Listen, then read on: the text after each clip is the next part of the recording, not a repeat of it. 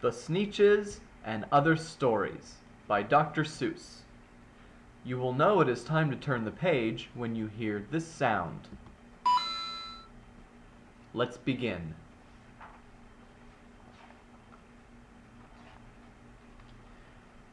The Sneetches. Now, the star-belly Sneetches had bellies with stars. The plain-belly Sneetches had none upon theirs. Those stars weren't so big. They were really so small you might think such a thing wouldn't matter at all. But because they had stars, all the star-belly Sneetches would brag, "We're the best kind of Sneetch on the beaches." With their snoots in the air they would sniff and they'd snort. "We'll have nothing to do with the plain-belly sort." And whenever they met some, when they were out walking, they'd hike right on past them without even talking. When the star-belly children went out to play ball, could a plain belly get in the game? Not at all. You could only play if your bellies had stars, and the plain-belly children had none upon theirs. When the star-belly Sneetches had Frankfurter roasts, or picnics, or parties, or marshmallow toasts, they'd never invite the plain-belly Sneetches. They left them out cold in the dark of the beaches. They kept them away, never let them come near. And that's how they treated them, year after year.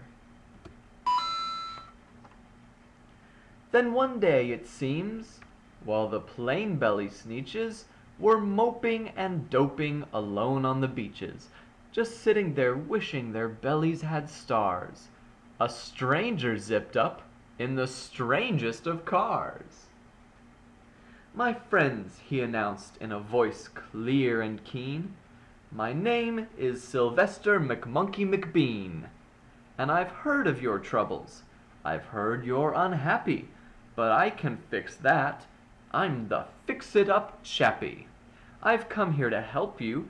I have what you need, and my prices are low, and I work at great speed, and my work is 100% guaranteed."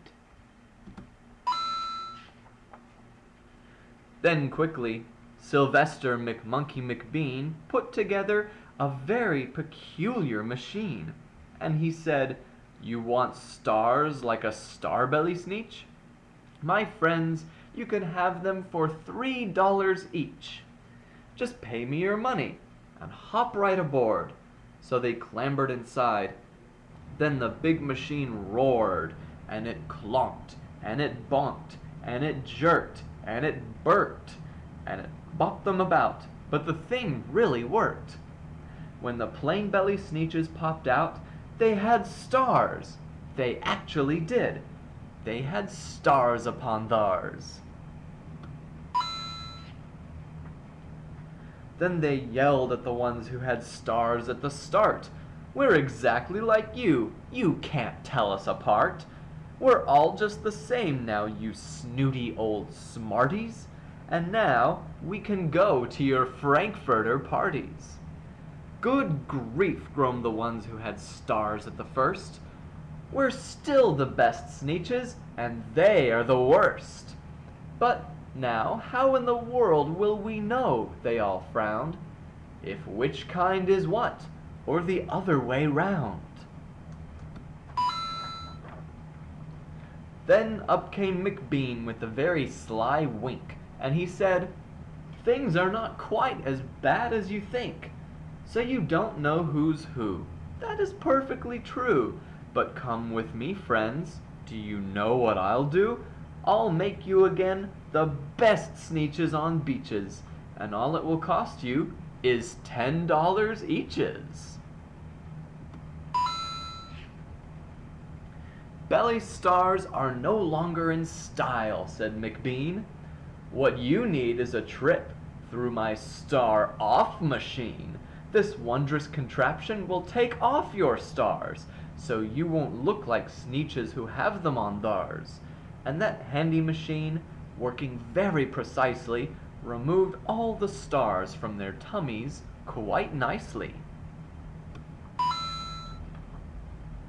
Then, with snoots in the air, they paraded about, and they opened their beaks, and they let out a shout. "We know who is who, now there isn't a doubt. The best kind of Sneetches are Sneetches without."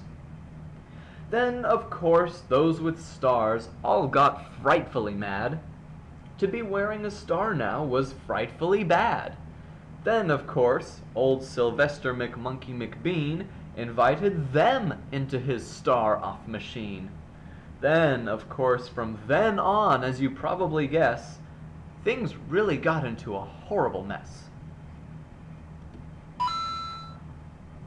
All the rest of that day, on those wild, screaming beaches, the fix-it-up chappie kept fixing up Sneetches. Off again, on again, in again, out again. Through the machines, they raced round and about again, changing their stars every minute or two. They kept paying money, they kept running through, until neither the plane nor the star bellies knew whether this one was that one, or that one was this one, or which one was what one, or what one was who. Then, when every last cent of their money was spent, the fix-it-up chappie packed up and he went, and he laughed as he drove in his car up the beach. They will never learn, no, you can't teach a Sneetch. But McBean was quite wrong, I'm quite happy to say, that the Sneetches got really quite smart on that day. The day they decided that Sneetches are Sneetches, and no kind of Sneetch is the best on the beaches. That day all the Sneetches forgot about stars, and whether they had one or not upon theirs. The end. The next story is the Zacks. One day, making tracks in the prairie of Prax, came a north-going Zacks and a south-going Zacks. And it happened that both of them came to a place where they bumped. There they stood, foot to foot, face to face. "Look here now," the north-going Zacks said. "I say, you are blocking my path. You are right in my way. I'm a north-going Zacks, and I always go north. Get out of my way now, and let me go forth." "Who's in whose way?" snapped the south-going Zacks. "I always go south, making south-going tracks. So you're in my way.